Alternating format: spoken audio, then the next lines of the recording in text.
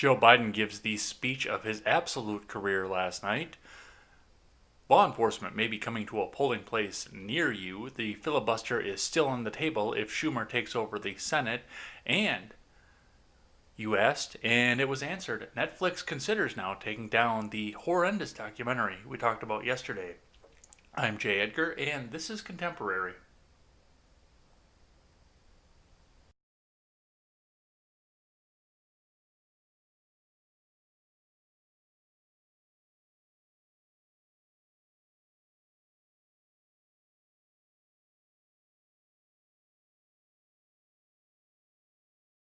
Good morning and welcome to Contemporary. My name is Jay Edgar. We've got a bunch of news to get to. I would have been here probably about 25 minutes earlier, but it decided that it was time, and I actually had to sit down and listen to this wonderful speech that came up from last night. And I've got to say that for a teleprompted speech, Biden did a very good job going through this, talking through and everything else. And everyone is sitting back and talking about how this just blew a hole in Trump's talk about his cognitive decline. Well, my phone's going to go off through the rest of Contemporary. That's nice. Well, here is reality on all of this. Yes, he did give a wonderful, eloquent speech. It was very eloquent. It was wonderful. It was well spoken. He didn't screw up anywhere in it. And he filled it full of big government tropes and much, much more authoritarianism that he is going to cram down your throat. Just keep that in mind. He has no intention on letting you live free. He's just going to cram more of it and more of it down your throat. And we're going to talk about that at the top of the news as soon as we finish up with stocks. But before we get started, head on over to freedomscoop.com. Freedomscoop.com is going to be your one-stop shop for all of your news and commentary needs. We've got my show. We've got Stephen Ignoramus. We also carry the Generational Gap, who will be doing a 12-hour live stream today. Make sure you hang out and check that out and give to some of the charity that they're looking for. I'll be listening passively while I'm at work today, but I will be on there later on today to hang out with those guys and help them raise up a little bit of money last minute, so come back by and check them out. Also, check out the Freckles and Britt Show, the R-Rated Conservative, and the Breakdown with Birkenhoff. Come and check all of that out. Birkenhoff had a great video yesterday. Day before yesterday. He did it on Wednesday, but I listened to it yesterday. It was great. It was a good breakdown, so go back and check all of that out. Pick up some of our swag and help us support great creators. All right, let's get up into the stocks. Starting off here, we'll look at the Dow Jones curve, the industrial average, because, as I mentioned yesterday, that is going to be the one that really reflects how many people are going back to work and making stuff, because the Dow Jones goes with industrials, and that's who makes stuff. So if we look over at the industrial average, we see that we got about a barely up day after several down days. So it's going to close up, possibly. We'll see what happens throughout the day today. But it looks like it's back on an upward trajectory. Maybe it's because people think that Joe Biden can hold it together. Maybe it's because that they think that Joe Biden's going to make a cure. We don't know about any of this here, but we will see what the investors have to say. From Investors Business Daily. Dow Jones futures fall. 4 reasons to be bullish about the stock market rally. Apple, Tesla hit historic levels. From Ed Carson, Dow Jones futures fell modestly early Friday, along with S&P 500 futures and NASDAQ futures. The coronavirus stock market rally has a solid session, with the NASDAQ racing to a fresh high. Apple and Tesla stock both reached historic levels, while long-term leaders Adobe and ServiceNow are among new breakouts. Pinduoduo report mixed results early Friday, capping a big week for Chinese e-commerce firms. PDD stock fell in the pre-market, backing away from a buy point. The stock market rally has had a huge run from April follow-through days, but there are 4 reasons to be bullish going forward and half a reason to be wary. The big cap tech leaders are performing well. Apple stock hit a fresh record high, Thursday closing with $2 trillion on the market cap. Tesla soared yet again, moving above the 2,000 level for the first time. Microsoft and FANG stocks, Facebook, Apple, Amazon, Netflix, and Google parent Alphabet, rose solidly, with several of these actionable. New breakouts and pullbacks are working. Synopsys, Elastic, Adobe, and ServiceNow broke out Thursday. Recent breakouts or pullbacks are acting well, including JD.com, Zscaler, Spotify. One exception is CRISPR Therapeutics, which reversed lower Thursday, but CRISPR is a highly speculative name with no steady revenue. Battered software leaders. are not bouncing back. Fastly has rebounded from its 50-day line, joining Cloudflare and CrowdStrike with Datadog running up to that level. All of these likely need some work, but it's encouraging to see former high flyers find some support. The NASDAQ composite is near record highs, but it's not hitting upper channel lines for the current market rally. That suggests there's room for stock market to rally and the tech leaders to run. When the NASDAQ hit or breached an upper channel lines in early June and mid-July, tech suffered sharp, albeit brief, pullbacks. However, on a monthly chart, the NASDAQ has extended from a channel line going back to 2009. What the tech-heavy index has hit this channel line in previous times. It either rode the channel line or pulled back. Of course, the stock market trend could always change at any time, so investors should pay close attention to the major indices and leading stocks. Alright, I'm going to skip this section here. We're going to go look at the futures. Dow futures fell 0.45% versus fair value. S&P 500 futures were down 0.5%, and NASDAQ 100 futures dipped 0.3%. Remember, overnight action in Dow futures and elsewhere doesn't necessarily translate into actual trading in the next regular stock market session. Let's keep going in off of this here, because I'm going to be going off on Biden today. So we're going to allot a little bit of time for that here. Coming up from CNBC, the Dow could fall further behind the other major stock benchmarks after Apple splits its stock from Yoon Lee. So we just saw Tesla do a big 5-way split on the stock, and now Apple is splitting as well. From Yoon Lee, the Dow Jones Industrial Average has been relying on its powerhouse Apple to shake off its coronavirus damage, but that's about to change once the juggernaut stock split ends its dominance on the 30-stock gauge. At Wednesday's high of 468, that pushed Apple into the $2 trillion club. The tech giant's weighting in the Dow stood at 11.4%, by far the biggest. Apple's 4-for-1 split, which takes effect on August 31st, will drop its price about $117 and boot its ranking all the way down to 16th or 17th. The new Apple weighting in the Dow will fall to just below 3.1%, according to Howard Silverblatt, senior index analyst at S&P Dow Jones Indices. The century-old blue chip index is price-weighted, meaning stocks with higher share prices are given greater weight in the gauge. United Health has the second biggest weighting at 7.8%. Most other equity indices are weighted by market capitalization, including the S&P 500 and the NASDAQ composite.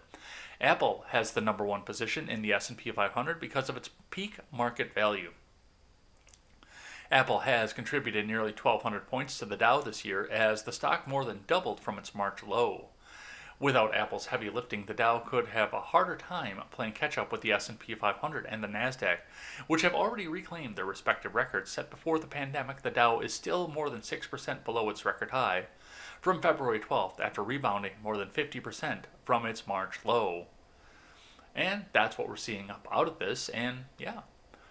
Like I said, the Dow is going to show you really where the economy is going and where we expect the economy to go, because that's going to take care of your factories, some of your techs. Most of Apple is going to be on your NASDAQ, and most of your other techs are going to sit up on NASDAQ. But your industrials and everything that's related to them are going to sit up on the Dow, and that's going to see when people are going back to work, when they're being laid off, and how their paychecks are going to be going forward. So that's what we're seeing up out of here. The Apple dropping is going to make investors nervous, and I don't want to see the investors be nervous off of this. So this is something to keep in mind as we go along. We see the charts of the Dow versus the S&P, the S&P is sitting back after a just about all-time high once again. So we will see what happens in off of this, and we'll see what happens when more people come off of unemployment, and what happens coming up out of this presidential election. That's going to be very interesting for me. All right. I listened to the speech. I listened to it this morning right before I went live. I turned it off and hit the live button. So this is all fresh in my memory. But we're not going to listen to the speech right now. I'm not going to put you through that. And to be completely honest, in an hour headline show, I don't think we have time to sit and listen to the full 25-minute speech. I am debating. I've got some other things that I want to talk about on Ed Talk tomorrow, but I'm actually debating taking the speech and doing a point-by-point analysis of it with you guys on Ed Talk or on another live stream, because we do need to sit back and talk about this. There's a lot to go along with this. The words that are going around Twitter right now are saying that, oh, well, he just blew a hole in Trump's Trump's analysis that he's in cognitive decline, that he's an idiot, that his brain is Swiss cheese, he just blew a hole in all that. Well, here's the reality. Nobody's talking about the content of the speech. And like I said, I just listened to it. I listened to it with an open mind, expecting, okay, we're going to hear a gaffe here, we're going to hear something else off of this here. Nobody on Twitter is talking about the fact that Joe Biden just laid out a platform that is major big government authoritarianism in every aspect of your life. That has been one thing, in spite of the fact that I do not plan to vote for this current president that's sitting right now. One thing that I have to point out going into this is the fact that he has been very federalist in his approach for everything. He's had his problems. He signed the Patriot Act, and I can't vote for him because of that. But he has been very strong with federalism, local governments, and letting your government at a local level tell you what's best for your local area and the people in it, instead of having it all come up out of D.C. And Biden just gave a 25-minute speech saying that what's best for you is going to be decided by D.C. by a delegation of 57 representatives from California. And I can't fucking stand for that. And nobody on Twitter is going to talk about that. So that's what we're seeing up off of this here. I'm going to go with the analysis, which is an opinion piece from CNN to go in this. Joe Biden takes on Trump-era traumas in career-defining speech. No, the crime bill is career-defining. If Joe Biden becomes the 46th American president, his speech accepting the Democratic presidential nomination on Thursday night will be seen as the moment when the destiny of a man and his nation converged. In vowing to purge the fear, darkness, and disease he sees personified by President Donald Trump, with hope, love, and light, the Democratic nominee elevated his front-running campaign with the speech of his life. Trump and his campaign have been trying for months to smear Biden as a doddering, senile 77-year-old who's being controlled by the nefarious left-wing forces of the Democratic Party, but his smooth performance made those attacks now seem like an expectations-lowering miscalculation. No, he's still being controlled by the far left wing of the party, and everything in that speech tells me, points me right in that direction. It will become clear in November whether the Democratic vision spelled out at the convention one of diversity, inclusion, empathy, but not diversity of thought, by the way, and vows to tackle difficult challenges like racism and climate change, which were almost gone before Barack Obama took office, will be embraced by voters in a deeply polarized America. In presidential politics, many successful challengers have made themselves the answer to the flaws in their predecessors. Throughout the night, Biden's friends and allies presented him as the opposite of Trumpism, a man of character and decency who tries to understand the story of everyone he meets. A stark contrast to a man known for a splenetic, vengeful personality. Biden turned 50-year political career, which would make him the oldest American president ever inaugurated for a first term, into a strength. He presented the seasons, reversals, comebacks, and empathy distilled from the harrowing personal tragedies of a life in full as an antidote for a nation that is divided, sick, and grieving.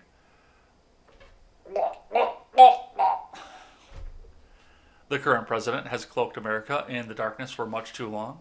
Too much anger, too much fear, too much division, Biden said, dispensing with the usual preamble of an accepted speech to deliver a stark opening on an empty stage. Here now, I give you my word. If you entrust me with the presidency, I will draw on the best of us, not the worst. I will be an ally of the light, not the darkness. It's time for us, we the people, to come together. While Trump has repeatedly shown that he will listen to no one and has little interest in facts if they do not suit his political purposes, Biden was introduced as a leader who reads everything.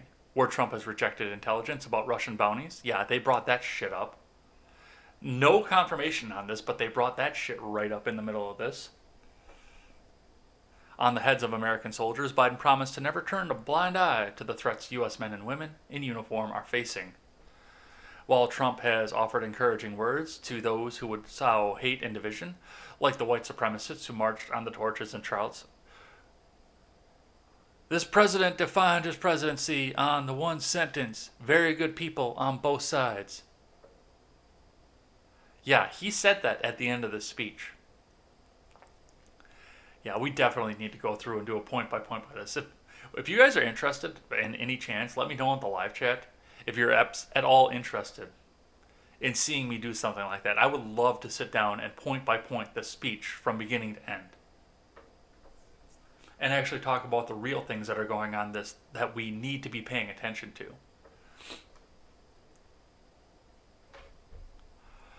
Biden said at that exact moment he felt compelled to run for the presidency and said it should be a call to action for other Americans. While Biden sketched a ruinous picture of a nation in the grip of the worst pandemic in 100 years. Okay. The deepest economic slump since the Great Recession, fueled by states. And amid a racial awakening, he also offered a path back to normality. Make no mistake, united we can and will overcome this season of darkness in America. We will choose hope over fear, facts over fiction, fairness over privilege, the former vice president said. History has thrust one a more urgent task on us, he said. Will we be the generation that finally wipes the stain of racism for our national character? This is our moment, he said, closing. This is our mission. May history be able to say that the end of the chapter of American darkness began here tonight, as love and hope and light joined in the battle for the soul of the nation. And this is a battle that we will win. Together, we'll win.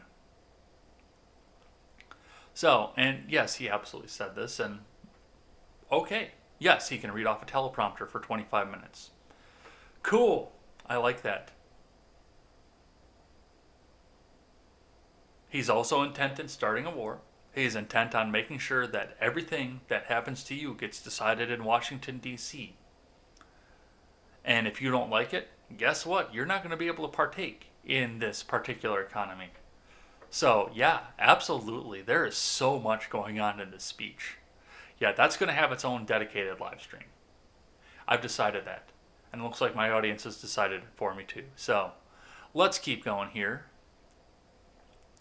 From Fox News, Chris Wallace says Biden blew a big hole in Trump's mentally shot claim with DNC acceptance speech. From Yale Halon, Joe Biden accepted the Democratic nomination for president Thursday night with an enormously effective speech that blew a hole in President Trump's characterization of the former vice president, Fox News Sunday host Chris Wallace said. Remember, Donald Trump has been talking for months about Joe Biden as being mentally shot, a captive of the left, Wallace said during a Fox News special coverage of the Democratic National Convention. And yes, Biden was reading from the teleprompter in a prepared speech, but I thought he blew a big hole in that characterization. It seems to me that after tonight, Donald Trump will have to run against a candidate, not a character, Wallace said. After Biden finished his remarks, in which he promised to restore the soul of America and deliver the nation from darkness, Fox News chief political anchor Bret Baier praised Biden as the best he's been during the topsy-turvy campaign. He's not known for his public speaking, but this, after seeing him speak on the stump many, many times, was the best he's been as far as his delivery. Yet he still called somebody fat in the middle of a rally and challenged an challenged a gun rights activist, one of his constituents and a union worker in Michigan, and called him stupid, and said he was going to come and take his AR-14. The man says stupid fucking shit all the time. Okay, yes, he had one shining star moment, and possibly he's saying stupid shit because he wants to do KC at the bat and try and lull everybody into a false sense of complacency. No. This man is not fit to be president. He's either lying to you about his cognitive decline, or he's actually not fit. So that's a lot of stuff to unpack up off of this. In his remarks, Biden cited 4 major crises facing America: the coronavirus pandemic. Yeah, he pretty much admitted that that's going to be disappeared as soon as he becomes president, if he becomes president, that they're just going to make it go away. And one of the things that got me in this speech, and I'll talk about this more in the analysis, was the fact that, well, as soon as I'm president, then we're going to have instant tests that don't take 8 days to come back to you. Okay. So if you already know that you're going to have those as soon as you're president, why the fuck don't we have them now? Why in fuck's name do we not have them now if you already know that they're going to be there as soon as you're president? Something fucky is going on here. And like I said, either this speech is a complete bullshit lie, or they are deliberately making sure that this pandemic lasts up until the election to try and make the president look bad. He also cited the economic downturn, climate change, and the demands for racial justice from communities who, as he put it, know the injustice of a knee on the neck. You wrote the crime bill that made that happen, you fuckstick. So yeah, that's what Chris Wallace has to say. And this deserves its own live stream. All right, let's keep going off of this here. From the Hill, and I've got a video here, a little exchange between Julia Louis-Dreyfus and Andrew Yang. And I thought you guys would be interested in this one here, so let's turn the ears on and let's have a listen to what this has to say. For those of you over on Instagram, head on over to the link in my bio and check us out over there where you can see the full video as you go along.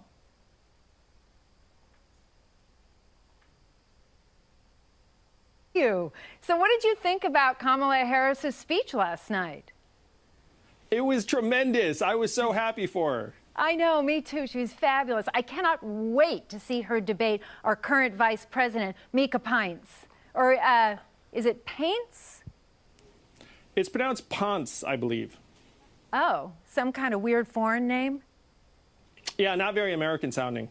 Yeah, that's what people are saying. Strongly. Well, thank you, Andrew. And please give my regards to the gang. I will. They're right in the next room. Have a great night, Julia. Thank you so much. Good evening, America, and welcome to the fourth night of the 2020 Democratic National Convention, Uniting America. Okay, these last few nights have been going so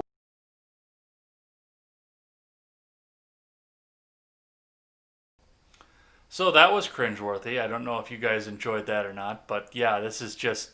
They're trying to make fun of the people that say that Obama isn't an American-sounding name, and they're going after Pence to do it, which falls flat in my eyes, but I thought you guys would enjoy that one at least. A little bit of break in the monotony of everything else, and do something where they attempt to be entertaining at least. All right, let's keep going here. I'm going to save that for Monday because that's gold.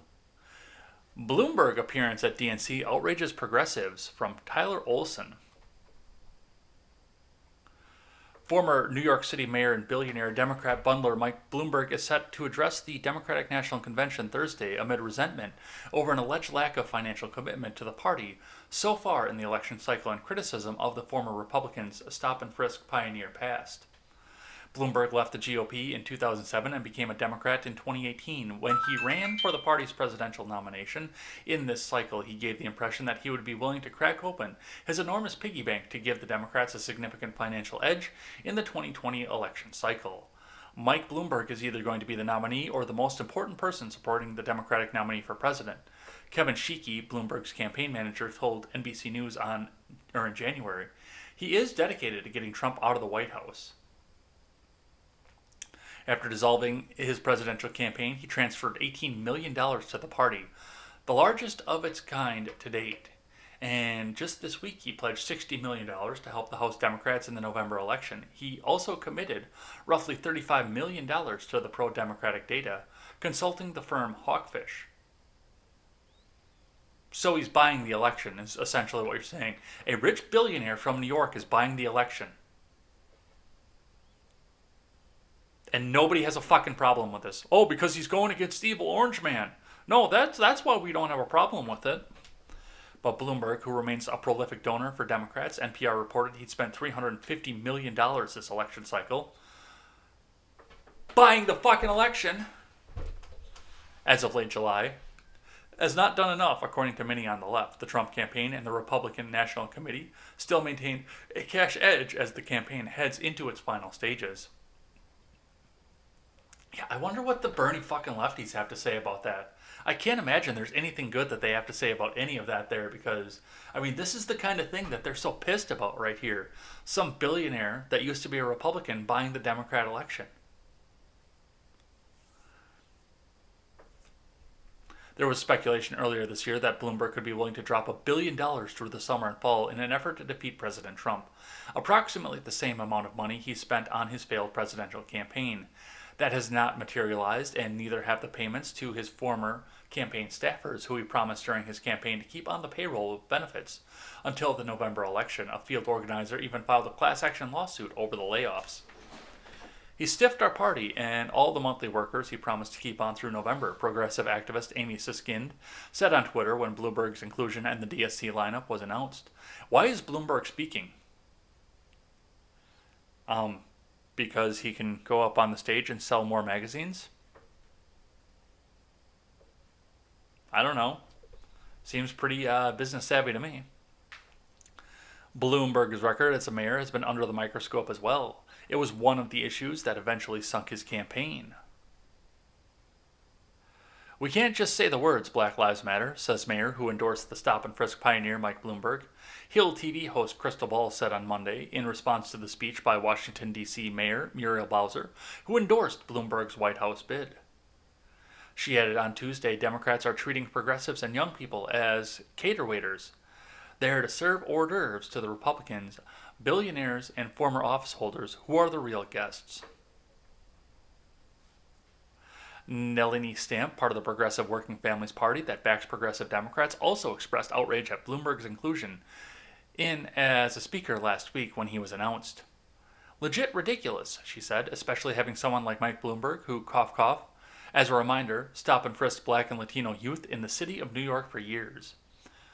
Bloomberg, during his campaign, said he inherited stop and frisk, cut it back as mayor, and apologized for not doing so faster and sooner.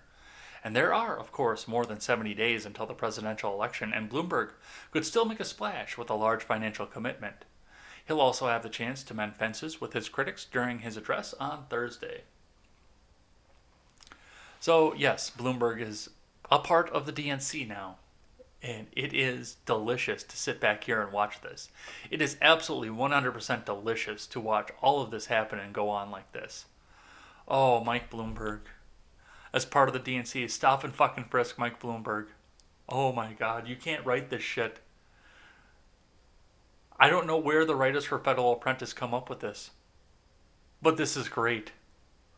And yes, once again, a rich billionaire is buying the election for the Democrats, and they're still going to come out here and try and say that they're the party for the working man.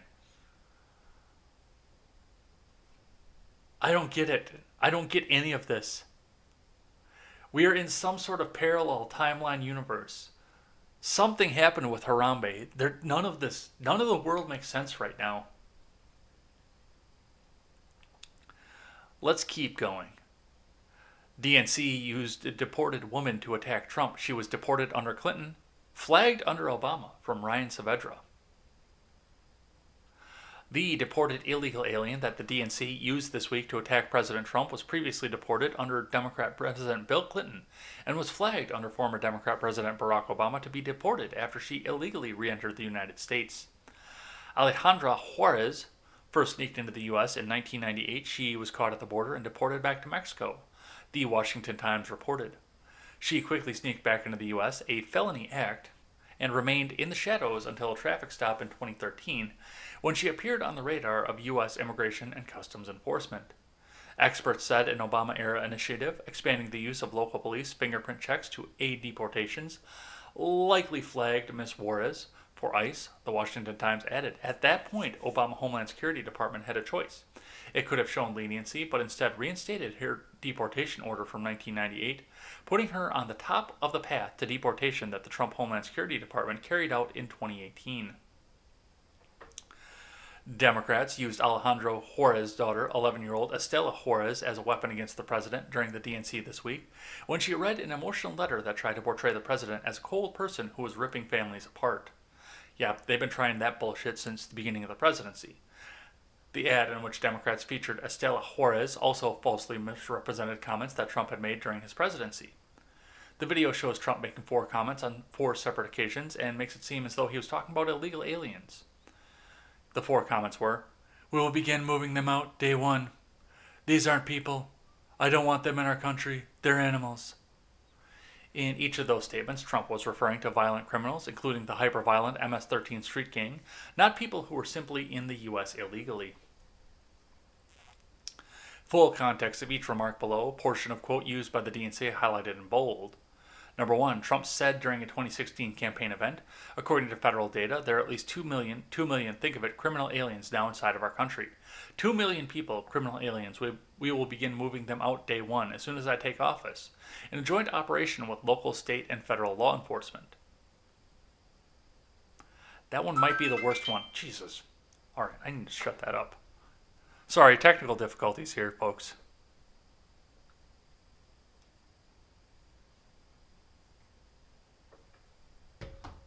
Sorry about that. So professional, I'm sure. Trump made his "these aren't people" remark in response to a comment from a sheriff at a White House roundtable event in May 16th of 2018 who said, "There could be an MS-13 member I know about. If they don't reach a certain threshold, I can't tell ICE about it." Trump responded by saying, "We have people coming into a country or trying to come in, and we're stopping a lot of them, but we're taking people out of the country. You wouldn't believe how bad these people are. These aren't people, these are animals. We're taking them out of the country at a level and a rate that's never happened before. And because of the weak laws, they come in fast. We get them, we release them, we get them again, we bring them out. It's crazy." Trump said on November 1st of 2018, "There's nothing political about a caravan of thousands of people, and now others pouring into our country. We have no idea who they are. All we know is they're pretty tough people, and when they can blast through the Mexican military and Mexican police, they're pretty tough people. Even Mexico said, wow, these are tough people. I don't want them in our country, and women don't want them in our country. Women want security. Men don't want them in our country, but the women do not want them. Women want security. You look at what the women are looking for. They want to have security. They don't want to have these people in our country, and they're not going to be in our country. It's a very big thing." Trump said it in an August 4th, 2018 rally. "Anything I want, they want to oppose. You know, I just figured out how to do the wall. I say, I don't want to build the wall, and they'll insist on building it. I just figured out that right now, so Bob Casey doesn't mind MS-13 coming in. These are the slicers. They slice people up. And remember, I called them animal, and Nancy Pelosi scolded me. How dare you call another human being an animal? They're animals." So, yeah, that's... Like I said, the first one was probably the worst one and possibly was a little bit ambitious given everything else that's going on at this point. But yeah, they're taking these out of context and using them to attack to a person who was flagged, once again, for removal and stayed in the country until it was politically convenient by Barack Obama. When did she go out? 2018. Yeah, 2018. So she was here for 5 years after the order was put up, too, on top of that. Keep all of that in mind as well. All right, so that's what we see up out of here. Let's keep going. From CNBC, speaking of electioneering politics, judge throws out Trump challenge to Manhattan DA to subpoena for tax records from Tucker Higgins. You know, every one of you in there know right now that these are going to get dropped. They're going to get leaked before the election. Unless there's not something in there, and then nobody's going to see them. These are going to get leaked before the election. You know it. You know it. I know it. Hell, bacteria living on Mars with a big enough fucking telescope know it. From Tucker Higgins. President Donald Trump's effort to fight a prosecutor's subpoena for his tax records was rejected on Thursday by a federal judge, handing another loss to the president in a high-profile case that already made its way to the Supreme Court. U.S. District Judge Victor Marrero said the president failed to show that the subpoena would pose an unfair burden, citing in favor of Manhattan DA Cyrus Vance Jr., who said his office is pursuing an investigation of potential violations of state law. Trump is likely to appeal the decision to a higher court. The president's attorney, Jay Sekulow, said Trump will appeal the decision. It's unlikely that any records obtained by a subpoena by Vance's office will become public before the presidential election this fall, if at all. The subpoena, directed to the president's longtime accounting firm, Mazars USA, seeks the president's personal and business records, including tax returns dating to 2011. The ruling by the New York federal judge comes a month after the Supreme Court rejected the president's earlier claims of absolute immunity from the state criminal subpoenas.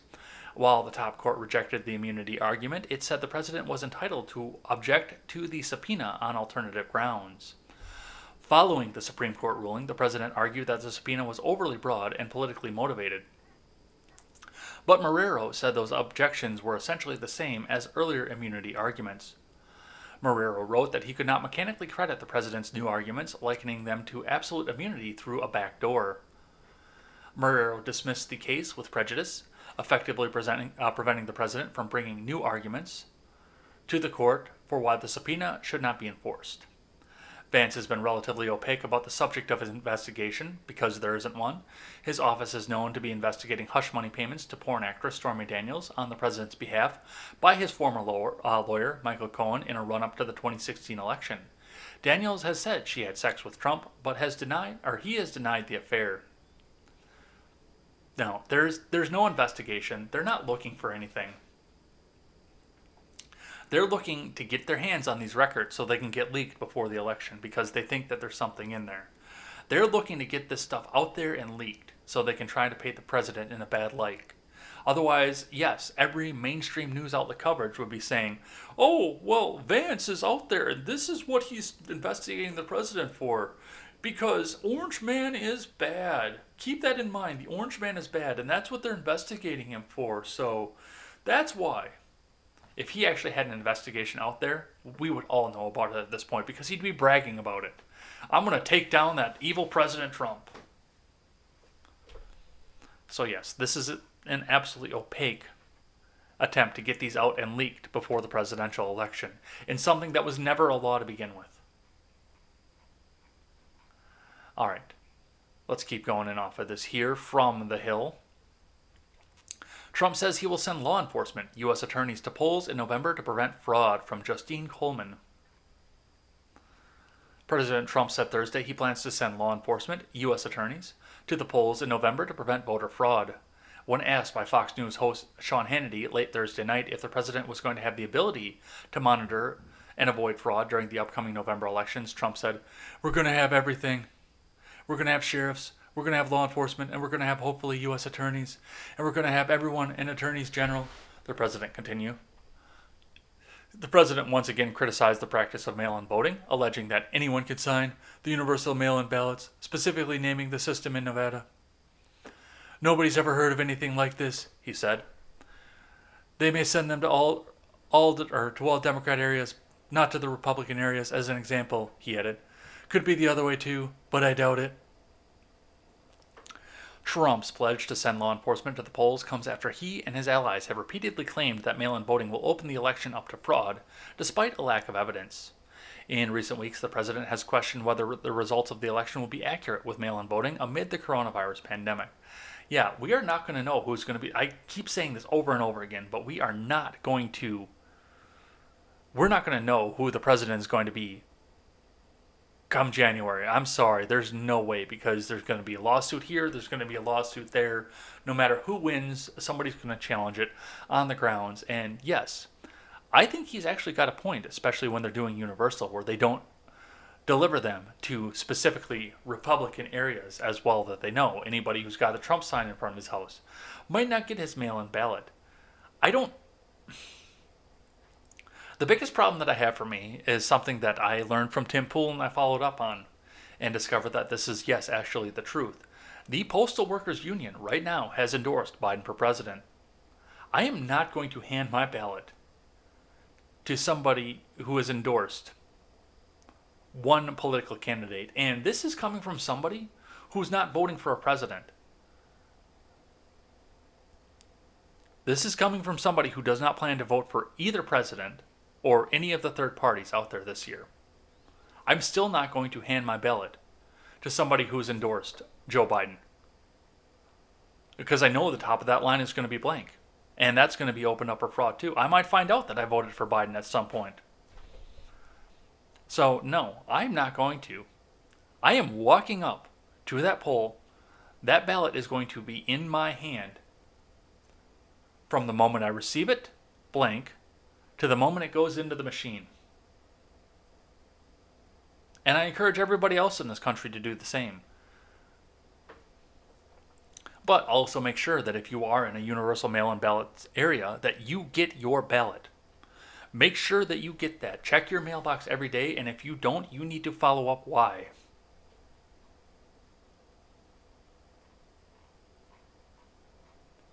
All right, let's keep going here.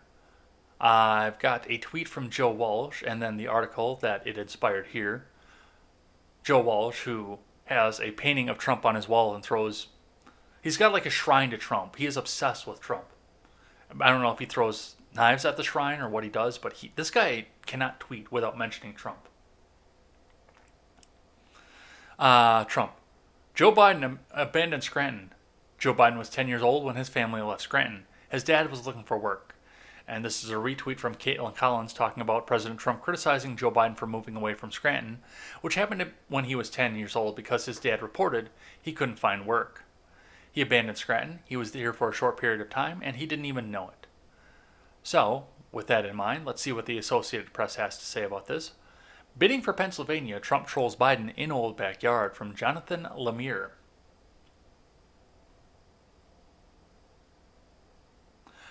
Determined to keep Pennsylvania in his column, President Trump took the fight to Joe Biden's old backyard Thursday and insisted his Democratic rival would be the state's worst nightmare if elected president. In a particularly in-your-face bit of campaign trolling, Trump staged a small rally just outside the former vice president's birthplace in Scranton, mere hours before Biden was to formally accept the Democratic presidential nomination. The campaign framed Trump's speech as a review of a half a century of Joe Biden failing America, and the location pointed to the importance of Pennsylvania as a battleground state. "Joe Biden is no friend of Pennsylvania. He is your worst nightmare," Trump declared. Trump sought to diminish Biden's ties to Scranton. The former vice president often spotlights his early years in the northeast Pennsylvania city as evidence of his middle-class upbringing. Biden was born in Scranton, but his family moved to Delaware when he was 10. His father, Joe Sr., was once a sales manager at a car dealership in Scranton, but quit when he thought the owner was trying to humiliate employees during a Christmas party. The family eventually moved to Delaware, where Joe Sr. found work. "He'll remind us that he was born in Scranton, but he left like 70 years ago, right?" Trump said. Biden's speech came hours later from his Delaware hometown, and as the culmination of the 4-day convention, will surely dominate headlines and cable news chyrons, but Trump has offered a robust slate of competing activity, holding multiple in-person events this week to draw contrast with the largely virtual campaign Biden has conducted during the coronavirus pandemic. Trump visited 2 other battlegrounds, Wisconsin and Arizona, as well as Minnesota, one of the few blue states from 2016 that Trump's team feels he may have a chance to flip this fall, but his campaign has been warily watching his standing falter in the trio of Rust Belt states that carried him to the presidency in 2016. Trump is planning more convention counter-programming Thursday evening with an appearance on Sean Hannity's Fox News channel, just before Biden is to deliver his acceptance speech. So, yeah, no, that's definitely not a good look, and anybody with a brain can go back through and look at the fact that, no, he moved out when he was 10. That would be like saying that I'm actually from Minnesota because I was born there, even though the next day I was brought home to my home in Wisconsin. And yes, I do have a Minnesota birth certificate. That is correct. But I have never once held residence in the state of Minnesota. Never once. So, yeah, that's bad Trump. I can call balls and strikes on the guy, and that is bad Trump. All right, let's keep going here. From Fox News. This is an interesting one. This story piqued my interest last night and the day before when I heard Tim Pool talk about this. And then I had to go way back up and follow up on this because I wanted to see what was actually going on with this. From Brian Flood, liberals scold Washington Post for placing pro-Trump, anti-Biden ad on homepage. "How dare you?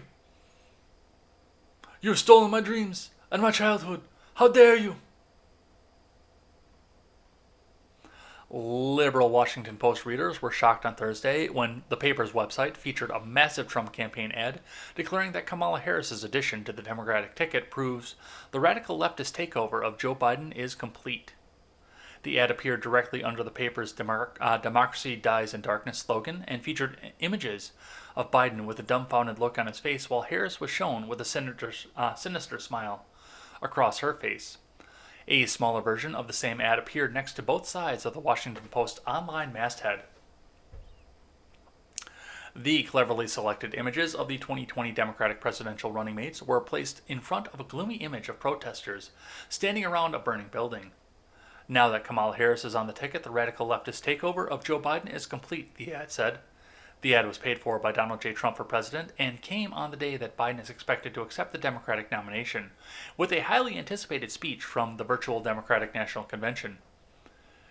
We understand why questions have been raised about why we could accept these ads. We have long given advertisers wide latitude to exercise their First Amendment rights and engage in advocacy that includes political advertising, a Washington Post spokesperson told Fox News.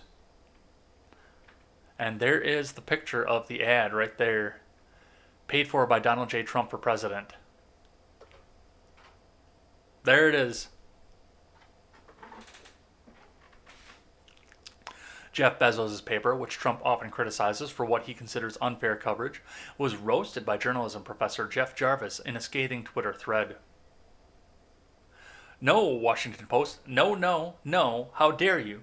These were pieces of silver worth the price of, or were these pieces of silver rather worth the price of your soul, Jarvis wrote. I'm so ashamed of you. This bilous insult to democracy darkens the Post's homepage 4 times. Democracy dies in darkness, indeed. I just retweeted people in a half a dozen languages across the world expressing their shock at what the Washington Post did this morning. This harbors the reputation of an institution we deeply depend on. Look at this thread. This guy's off the fucking... He's off the chair. He's unhinged. WAPO fact-checker Glenn Kessler even chimed in with a lengthy thread of his own.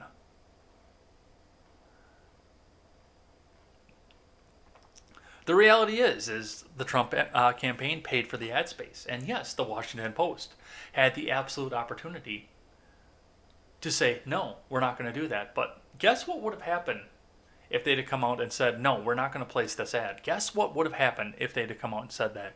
That would have been campaign fodder right for the Trump campaign. The mainstream media is against me. They're seeing it. They won't accept my money for an advertisement. They're against me. It's rigged. It's rigged, I tell you. And it is rigged. It absolutely is. They put one ad up that was slightly innocuous, that feigned the fact that they weren't absolutely rigged in Biden's favor.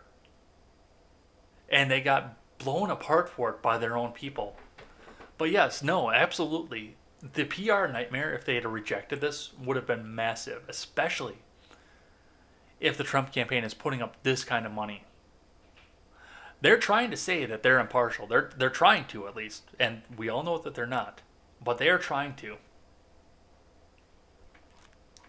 So that's what we're seeing up off of this here. This is incredible. This is absolutely incredible to see. All right, we got to keep going off of this one here. Where are we at? 48 minutes? Which means we're going to lose Instagram soon. All right, and here is something that you do need to pay attention to. Now, I said earlier that I'm not going to vote for a president, and I'm not. But I am voting down ballot. And I do encourage you, if you want to take the same as me and not vote for the president, that's on you first off. I'm not going to tell you to do that or not. But make sure you do your down ballot tickets. Make sure you check your down ballot races and see what's going on there, because this is coming up off of here from the Daily Wire. Democrat Charles Schumer, eliminating filibuster not off the table. If Biden wins, we control the Senate, from Ryan Saavedra. Senate Minority Leader Charles Schumer said during an interview this week that he's eliminating the filibuster was not off the table if Democrat presidential nominee Joe Biden wins and Democrats take control of the Senate. Schumer was asked about the filibuster after former President Barack Obama said last month, if all this takes, eliminating the filibuster, another Jim Crow relic that I like to use when we were trying to make sure that we blocked any sort of Bush appointees, in order to secure the God-given rights of every American, then that's what we should do.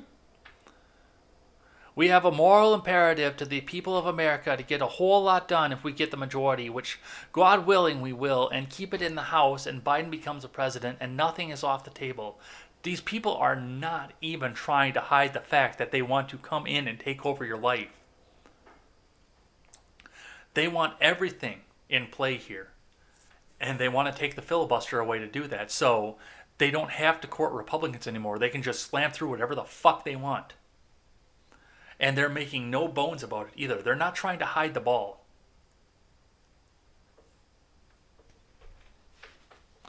We will do what it takes to get this done, Schumer continued. I am hopeful, baby, if Trump goes and McConnell is no longer our leader, some Republicans might work with us, but we're going to have to get it done, whether they work with us or not. Democrats eliminated the filibuster for most of the nominations in 2013 under Obama, which has benefited the Trump administration and has reshaped the federal courts. Yeah, think about that for a second, because after you fuck over the rest of the country, which you are making no bones about the fact that you're planning to do, and the rebellion comes, and you get ousted once again, the evil GOP is going to have that power. Keep that in mind. Republicans currently control the Senate with a 53-47 majority. At least 2 senators, Joe Manchin and Angus King, have voiced opposition to eliminating the filibuster. Yeah, like I said, it was a great tool to use when it was trying to get Barack Obama's agenda through. But now that it's benefiting the evil orange man, it's a Jim Crow relic that's got to go. So keep that in mind if you're watching any of this. If you have any care at all about slowing down Washington and maintaining federalism and local control and local governance in your life, keep that in mind that this is on the table and they're talking about doing this, unironically. Next one here from Fox News, which is going to give me an autoplay, but your ears are off, so it's fine. What I thought was going to be the big news of the day, which I can't believe that I've taken 52 minutes to get to at this point. Steve Bannon, We Will Build the Wall, organizers arrested, charged with defrauding donors from Ron Blitzer. Steve Bannon, a former advisor to President Trump, was among 4 suspects arrested Thursday and indicted in connection with an online fundraising campaign that allegedly defrauded donors of hundreds of thousands of dollars, the Justice Department announced. According to the indictment, Bannon and co-defendant Brian Kolfage told the public that they were a volunteer organization and that 100% of the money raised would go towards their stated goal, which was to raise money for the federal government to build a wall along the U.S.-Mexico border. Those representations were false, the indictment said. Prosecutors claimed that Kolfage, Bannon, Andrew Badolato, and Timothy Shea took money for themselves as the campaign raised upward of $25 million. The indictment alleges that Bannon received more than $1 million through a nonprofit that he then used for personal expenses and to pay Kolfage. Prosecutors say Bannon and the others used the nonprofit and a shell company to hide the payments to Kolfage by using fake invoices and sham vendor arrangements, as well as other means of keeping the payments quiet. The indictment stated that in order to raise funds, Kolfage and Bannon repeatedly and falsely told the public that Kolfage would not take a penny in compensation. According to the prosecutors, Kolfage instructed payments to be made to his spouse, and this was reflected from a 1099 from the nonprofit issued, saying the payment was for media. The campaign's website said that all the money was raised would go to the government for building the wall, and that if they did not meet their fundraising target, they would refund every single penny, according to the indictment. Within a week of Kolfage launching the campaign in December of 2018, they raised roughly $17 million, prosecutors said, due to concerns over where the money was going. The crowdfunding platform told Kolfage to identify a nonprofit that the money would go to or the funds would be returned. At that point, prosecutors said Bannon and Badolato worked on creating the nonprofit We Will Build the Wall Incorporated. The stated goal was then changed to using the money to privately construct the wall, and past donors had to agree to have their money used for that purpose. They were assured that all of the money would go to the wall construction and not Kolfage or the organization's board, the indictment said. So, and there are a lot of problems with this, and I actually didn't even know this was still going and this was still a thing. I thought for sure that this got shut down when they said that there was no assurance that this was going to go to the wall, because there's no way for this to go directly to the wall. I searched for this. I've been a big proponent for crowdfunded government. I actually want to talk to that guy at some point, the guy that does crowdfundedgovernment.com. I know Steven has talked to him a couple times. I'd like to actually sit down and have a talk with the guy. But yes, I would love to see crowd-funded projects for our government, but there's no way to do that. You can make a donation, you can make a monetary donation to the government, but it either goes into a general slush fund for Nancy Pelosi to use as she will, or going to pay down the national debt. Those are the only two options that you have. You cannot use that money if you make the donation to the government for anything else. There's no specified way to make this go into something else. And that is something that's why I thought this was shut down. I had no idea that this was still going, that this was still a problem. And yes, if Bannon is going to do this, then absolutely carry his ass off to prison. Because that's theft. That's worse than taxation. That is outright theft. He made a promise to somebody outside of the confines of the government and used the money for something else. So that's what we're seeing up off of this here. I've got one here from Business Insider on the same thing because they just wanted to have their trolly moment. This is Business Insider trying to troll. Steve Bannon was arrested by U.S. Postal Service agents from Grace Panetta. Steve Bannon, a former Trump campaign advisor, was charged with fraud by federal prosecutors and arrested by agents from the U.S. Postal Inspection Service on Thursday. The arrest came as the Trump administration faces accusations that it's trying to undermine the Postal Service in a crucial election year. Postal Inspection Service agent arrested Bannon aboard a luxury mega yacht, the $28 million Lady May, owned by Chinese businessman Guo Wengui, off the coast of Westbrook, Connecticut, according to the Hartford Courant. Bannon pleaded guilty on Thursday afternoon and will be out on a $5 million bond, the terms of which include no travel abroad and no travel on private planes or yachts, like the one he was arrested on, without court approval. Prosecutors in the Southern District of New York announced on Thursday morning that they had charged Bannon, Brian Kolfage, and two others with conspiracy to commit wire fraud and conspiracy to commit money laundering in connection with a multi-million-dollar campaign to raise money to build a wall on U.S.'s southern border. Prosecutors said Kolfage and Bannon defrauded donors out of millions of dollars and used the donations to enrich themselves, funneling the money through a complicated web of shell companies and nonprofits. Yeah, put that fucker in prison. Put him in prison. But yes, of course, because it was Bannon. Well, he worked for Trump at one point, so that means that Trump must be enriching himself off the taxpayer dollar too. So that's what we're seeing up off this. And yes, of course, they had to send U.S. Postal Service agents to do that because that's the big conspiracy right now, is that Trump and his insiders are trying to shut down the post office. Give me a fucking break, people. This is disgusting. This is reality TV at its worst.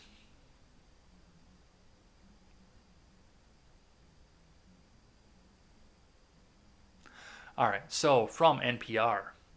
Amid partisan concerns, another Trump appointee joins the Census Bureau's top ranks. From Hansi Lo Wang. In an extraordinary move, the Trump administration has added a third deputy director to the U.S. Census Bureau amid mounting concerns of political interference with the 2020 census, the Bureau announced on Monday. Yeah, fuck that. We're not NPR. As the new deputy director for data, Benjamin Overholt will support the Census Bureau in ensuring the 2020 census data products are of the highest quality, the Bureau said in a statement posted on its website. Neither the Census Bureau nor the Commerce Department, which oversees the Bureau, have responded to the NPR's questions about who created the top-level position and why. It is also unclear what Overholt's exact responsibilities are. While the Census Bureau directors are politically appointed, the day-to-day operations of the federal government's largest statistical agency have been traditionally overseen by a single deputy director who is a career civil servant. Deputy Director Ron Jarman, an economist who is also the Bureau's chief operating officer, has spent more than a quarter of a century at the agency. Overholt, a statistician who previously served with the U.S. Equal Employment Opportunity Commission and the Department of Justice, is the third political appointee to join the join the Bureau in less than 2 months. At the Justice Department, Overholt worked in the voting section of the Department's Civil Rights Division.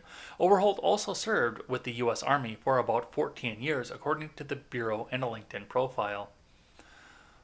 So, yes, of course, the reason I found the story is because everyone was outraged that Evil Orange Man is going to He's appointing somebody else to the Census Bureau. He's going to change the census. He's going to make the census go bad. He's going to make it so that he gets all the illegal aliens kicked out. Well, there's no way to do any of that. There is not one fucking way to do any of that. And they know it. But they do want to try and make sure that you are afraid out of your life that this is going to happen.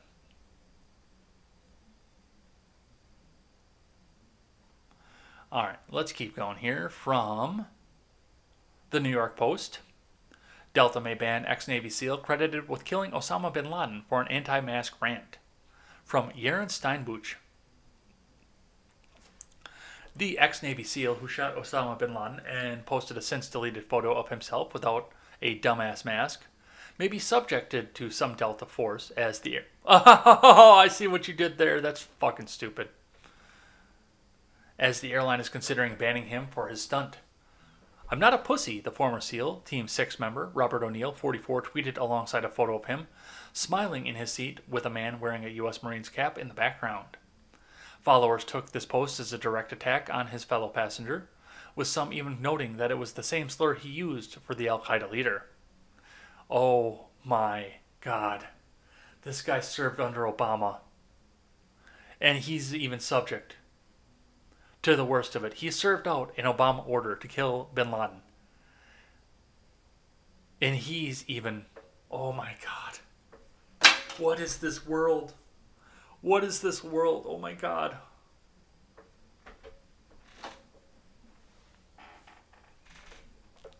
Among those who took umbrage was actress Alyssa Milano, who is not relevant any longer but still pretends to be, who tested positive for COVID-19 earlier this year but was asymptomatic, and yet still wanted to try and make you feel sorry for her for the fact that she had it.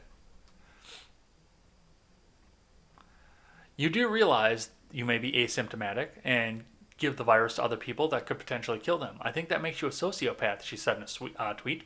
Yeah, it's really, really interesting how the CDC and the WHO came out and said that it was very rare to transmit this disease if you are asymptomatic. And that just got swept under the rug in a hurry. It's very interesting how quickly everybody forgot about the fact that that came out. Besides pussies, are you actually so strong you can deliver human beings out of them? Please, I'm begging you, wear a damn mask, she said. The former commando fired off a response insisting that he does wear a mask. This attempt at a joke did not go over well, he wrote. This is not a dig at the Marine behind me. I love Marines. He wrote in another tweet in which he shared the article in the Post. He also claimed his wife was the one who deleted his offending post. I'm not the bad guy. I killed the bad guy, he added later.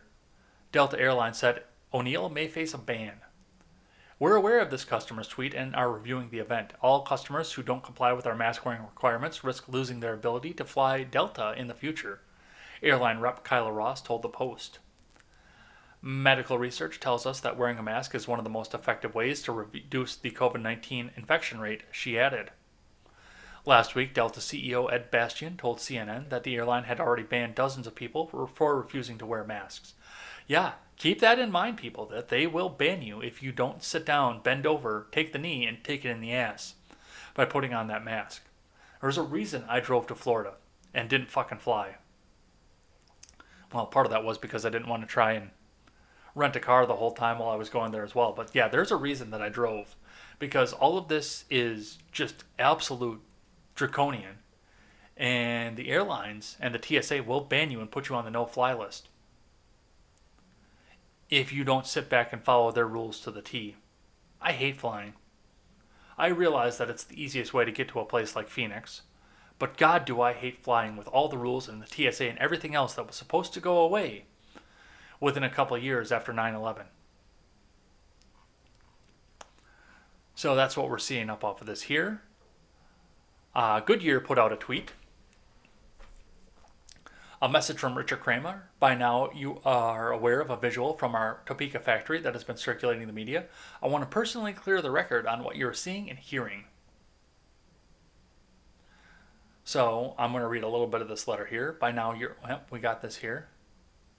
The slide in question was created by a plant employee to try and explain what is acceptable to wear in the workplace. The slide was not approved or distributed by Goodyear Corporate or anyone outside the facility. I deeply regret the impression it has created and want to clarify Goodyear's position. First, to be clear, Goodyear does not endorse any political organization, party, or candidate. We have a long-standing corporate policy and ask associates to refrain from workplace expressions in support of the candidate or political party. Second, Goodyear strongly supports our law enforcement partners and deeply appreciates all they do to put our lives on the line, or to put their lives on the line each and every day for our communities. We have proudly supplied tires to police and fire personnel for more than 100 years, and that relationship is foundational to our company. We have clarified our policy to make it clear associates can express support for law enforcement through apparel at Goodyear facilities. The core of our company is our people and our culture. Goodyear has always supported both law enforcement and equal justice. We will always do so. And I want to thank each and every one of our customers for your partnership during these unprecedented times. Translation. Please send me your money again. Please, please, please, please, please, please, please, please, please, please don't boycott my tires. Please don't boycott my tires. I'll do anything. I'll do anything.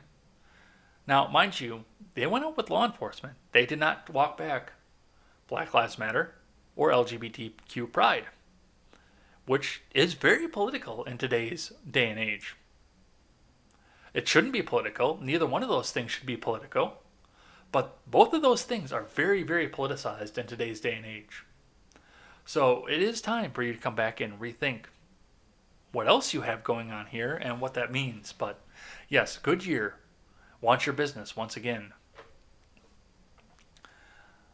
From the Chicago Tribune, citing threats, Mayor Lori Lightfoot defends ban on protesters on her block. I have a right to make sure that my home is secure. This is fucking hilarious. From Gregory Pratt, Jeremy Gorner, and Megan Crepeau. Mayor Lori Lightfoot defended the Chicago Police Department's ban on protesters being able to demonstrate on the block where she lives, telling reporters that she and her family at times require heightened security because of threats she receives daily. Okay, what about the threats that every fucking buddy else in your city receives daily, or don't even get a threat, they just fucking die for, or get injured for, or lose their life, limb, or property for? Lightfoot refused to elaborate on the specific threats, but said that she receives them daily against herself, her wife, and her home. Comparisons to how the police department has protected previous mayors' homes, such as Rahm Emanuel's Ravenswood residence, are unfair because that is a different time like no other, Lightfoot told reporters. I think that residents of the city, understanding the nature of the threats that we're receiving on a daily basis, understand that I have a right to make sure that my home is secure, Lightfoot said. Lightfoot and Chicago Police Superintendent David Brown were asked in an unrelated news conference about a Tribune report, noting police have banned protesters from demonstrating on her block in the Logan Square neighborhood, ordering officers to arrest anyone who refuses to leave. The directive surfaced in a July email from then Shakespeare District Commander Melvin Roman to officers under his command. It did not distinguish between the peaceful protesters Lightfoot regularly says she supports and those who might intend to be destructive, but ordered that after a warning is given to demonstrators, it should be locked down. No peaceful protesters, no rioters, and yet they can sit back and burn the rest of the fucking city down. This is Chicago politics in place. If this isn't a slamming indictment of the Democratic Party at large, because you know it's going to be the same everywhere else at this point, I don't know what is. You're not allowed to protest on my block. Give me a fucking break. No. If you're going to open it up to everybody else in the country, you can open it up to your block.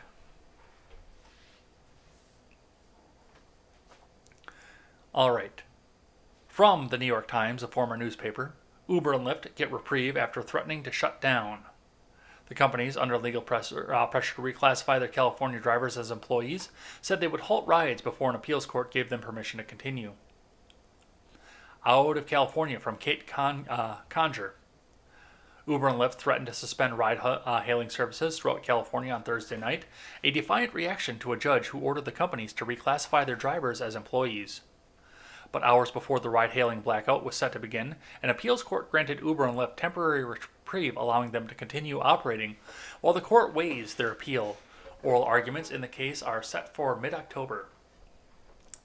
We're glad that the Court of Appeals recognized the important questions raised in this case, and that access to these critical services won't be cut off while we continue to advocate for drivers' ability to work with the freedom that they want, said Matt Kelman, a spokesman for Uber. The fight could drag on for months as Uber and Lyft battle a state labor law intended to give employment benefits to gig workers. An appeals court is weighing the company's request to overturn a judge's orders to employ drivers, but it is not clear when the court will issue a ruling. The court has ordered Uber and Lyft to submit plans for hiring employees by early September, in case the court does not decide in their favor. No, they are going to stop operating in California, is what's going to happen if the court does not rule in their favor, and they absolutely should. Going and working for Uber and Lyft is an expression of independence. It's an expression of being able to work around what it is that you want to do. I've considered working for Lyft, not Uber, because they're bastards, but I've considered going off and doing this because it would free up a lot of time. It would put some extra money in my pocket and free up some time for me to go off and build the Freedom Scoop business much more than I have spent time doing so. It would open up a lot of time for me to do this.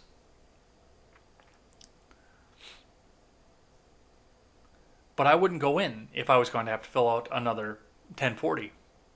Or, I'm sorry, W2. W4. I'm getting my tax forms mixed up. If I would have to go in and fill out a W4 because they would have to provide me insurance, which would bankrupt them and push the ride rates up anyway, I wouldn't do it. If I wanted to do that, I would go work for a fucking cab company.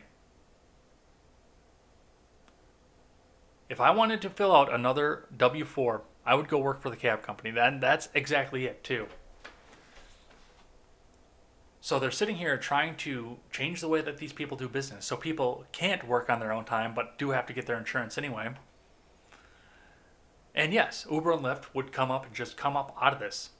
I know people that run businesses. I've got a photographer friend who runs a business because she can sit back and drive for Uber and still build her business. She can drive for this, do all this work around her own schedule, turn off the app when she doesn't want to pick somebody up, turn it on when she does, and has the freedom to pursue photography, a small business that she's passionate about. And if this mandate came across the country, it would be the same thing across all the country, and people wouldn't have the time to do this. It would essentially cripple Uber and Lyft and make them back into just another fucking yellow cab company. So that's what we're seeing off of this. Good on the court, and I hope they continue to win at this point. All right, from the LA Times, archived again. I'm sorry, this isn't from the LA Times, because that's the one that won't let me read it because of my ad blocker.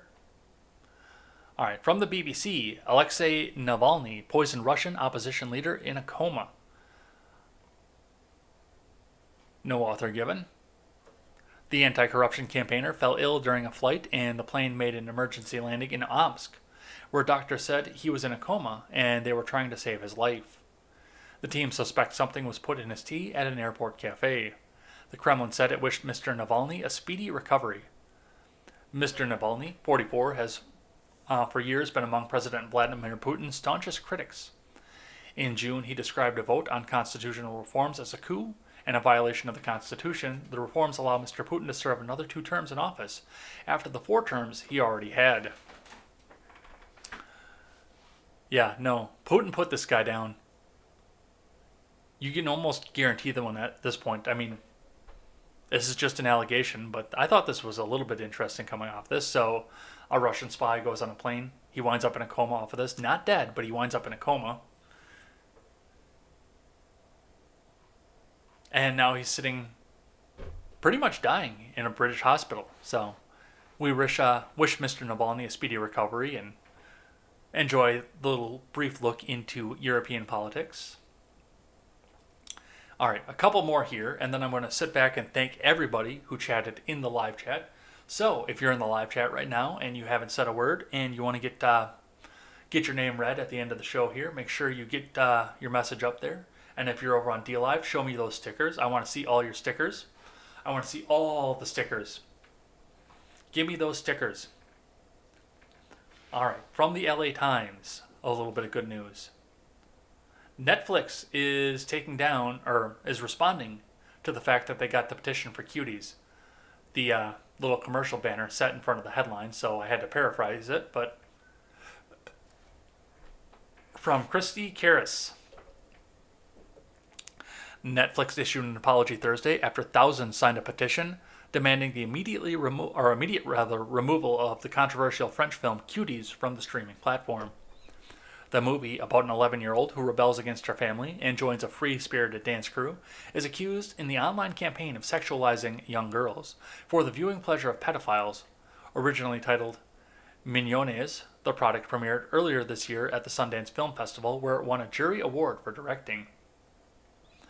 On social media, people are calling Netflix's poster for the movie, which pictures 4 preteen stars posing in costumes baring their legs and midriffs, disgusting, upsetting, and sick.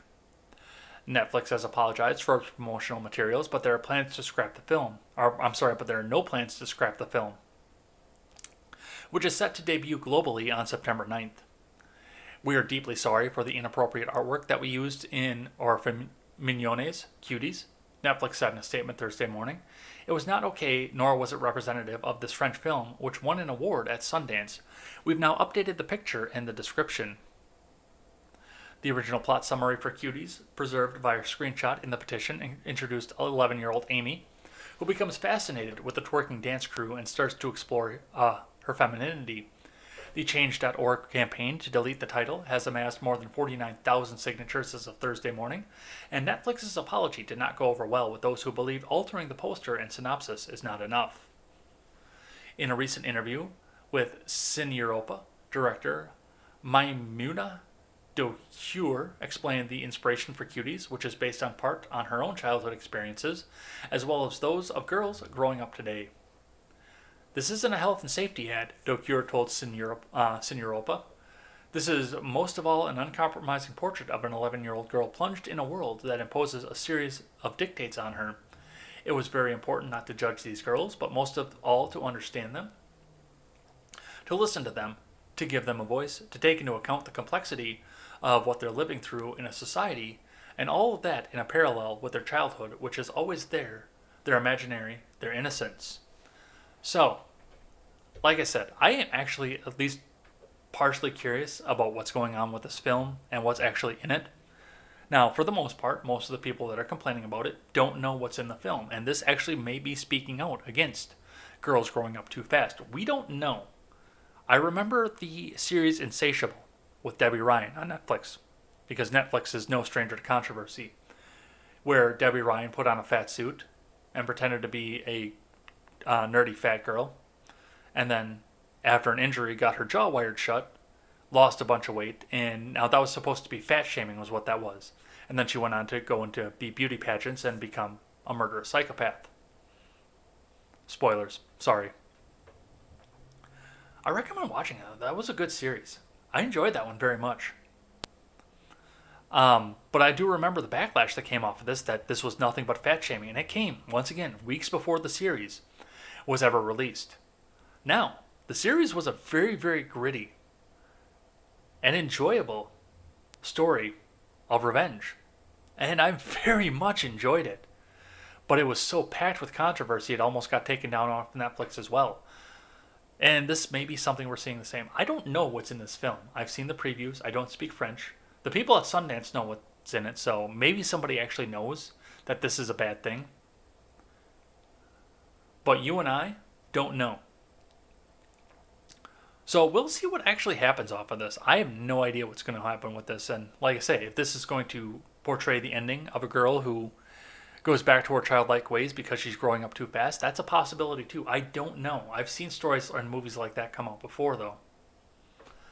So we'll see from that. All right, the last one here that I have, which is really, really dumb. Black linguistic justice. Professors demand end to standard English as the norm. From Sarah Imgrund at Liberty University, and this is from the College Fix. A National Professional Association of Writing Instructors recently published a list of demands that argued that the current emphasis on standard English is rooted in racism and called for a complete overhaul of how language is taught. It was published by a subcommittee with the Conference on College Composition and Communications as part of the National Council for Teachers of English. The statement called for an end to white mainstream English, arguing such an action would decolonize students' minds as the English language, and the English language, as well as help students unlearn white supremacy. Yes, this is actually happening, and this is where parents every year send their kids for college, is into colleges that think this. The demands were written by 5 English professors and a writing scholar, and the document is titled, "This Ain't Another Statement, This is a Demand for Black Linguistic Justice." The language of black students has been monitored, dismissed, demonized, and taught from the positioning that using standard English in academic language means success, the professors argued. They added that such a setup creates a climate of racialized inferiority towards black language and black humanity.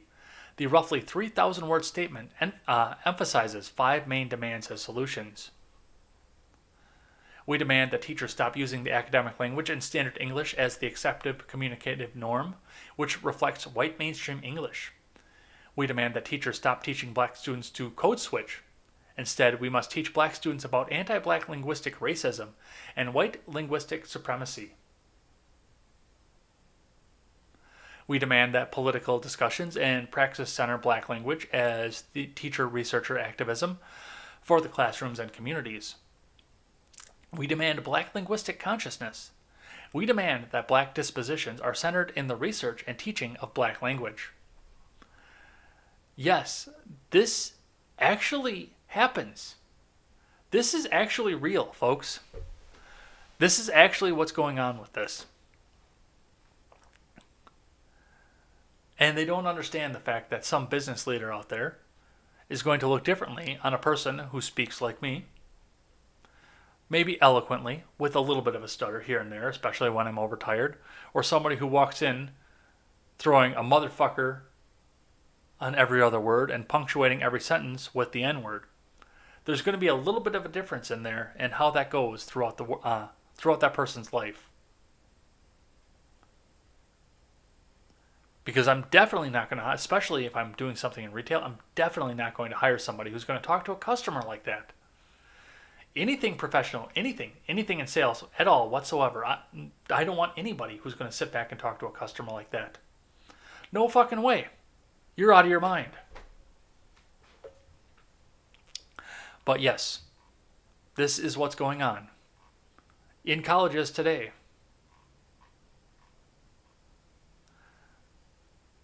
Wisconsin DPI literacy. This is even coming out of my state. This ain't another statement. This is a demand for black linguistic justice. Conference on College Composition and Communications.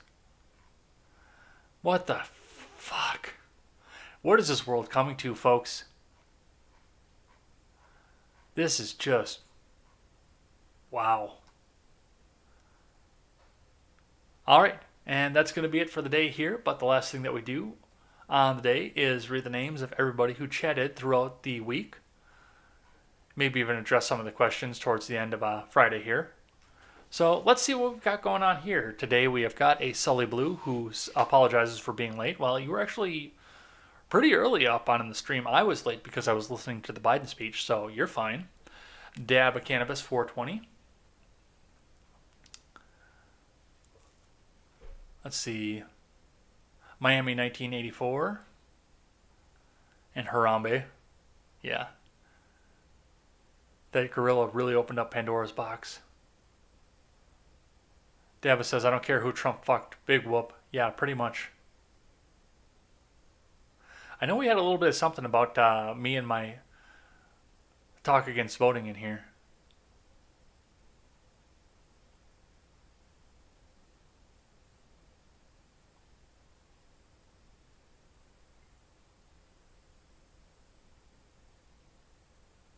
Yeah, no, I see that entirely. And I can't vote against somebody is my problem.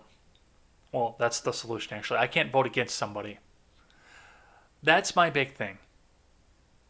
And I can't vote for Trump. And nobody has proven, I can't vote for Biden either. And nobody else has proven that they can that they deserve my vote. Nobody has put forward a platform with sufficient enough information on it to say that they've earned my vote. So that's why I'm not voting for a president. But I am going down ballot. Once full down ballot, I'm going to try and oust my representative. I'm going to try and see a few other things as we go along. But yes, I am doing down ballot votes. All right, so who else do we have in here? Do we have anybody else in here for today? I got Mark Chalk. Welcome on in. That's a new name in here, so thanks for that. Sully Blue, yes, they're really just drawing out of a hat, aren't they? Yeah, kind of. I don't know why, but it was doubling up everybody's messages over in the D-Live chat, but I'm looking over at my YouTube that I've got streaming on my tablet down in front of me, and everybody's message is single. So I don't know what happened there. Here's what we saw throughout the rest of the week. On Thursday, we had Dab of Cannabis, Sully Blue, Miami 1984, and an unknown NW, which was a new name, so thanks for coming in and checking us out. Hope you subscribed. On Wednesday, we had Sully Blue, we had COVID Patient Zero, all the way from over in Germany. Thank you for that. We had an Elephant Man, Dab of Cannabis. We had FK in the Coffee over on Twitch, who thinks that I'm an idiot because I saw Reagan Cash that actually fixed the economy. We had Yo Salmo in Miami 1984. On Tuesday, we had Sully Blue. We had Miami 1984. We had Jason Rushing over on the YouTube channel, so thanks for checking us out. We had Politics Sass and Seawall 728 also over on the YouTube channel. And on Monday, starting out the week, we had COVID Patient Zero. We had Sully Blue. We had Austin Sitch. That was a new name I hadn't seen before. We had a Tygar 84X over on Twitch. The RRC podcast came in and joined us for a little bit here. We had Republic of Tryhards, and then we had Seawall 728. Thank you, everybody who made this great. If you couldn't catch up in any of the live chats, I'm going to finish up the audio platform again probably this weekend before I go on to Ed Talk. So come back over and check us out over on the audio platform, or you can catch us on demand over on YouTube and over on BitChute.com. And lastly, remember, you can always catch our streams replayed and the streams of every other creator that we have on the network, including Stephen Ignoramus, The Generational Gap, The Breakdown with Birkenhoff, The Freckles and Brit Show, and The R-Rated Conservative, all over on freedomscoop.com. Go over there and pick up some of our swag and help us support great creators. Or if you just want to support me a little bit, head on down into the description on all the videos. You can find my PayPal, and upcoming I'll have my Subscribestar as well. You can come in and support me as well and help me build that new computer so we can actually do this a little bit more sensibly as we go along. And lastly, never take the words of bloggers, podcasters, or journalists as gospel. Find all the facts and draw your own conclusions. We will be back here tomorrow for an Ed Talk. I don't know what we're going to do yet. We might break down the speech and we might talk about Breonna Taylor, but come back over and check us out tomorrow for Ed Talk. Or we will be back here on Monday with more contemporary or the Red Net Show. So come and check us out over there. Until then, I'm Jay Edgar, and this is Contemporary. Take care.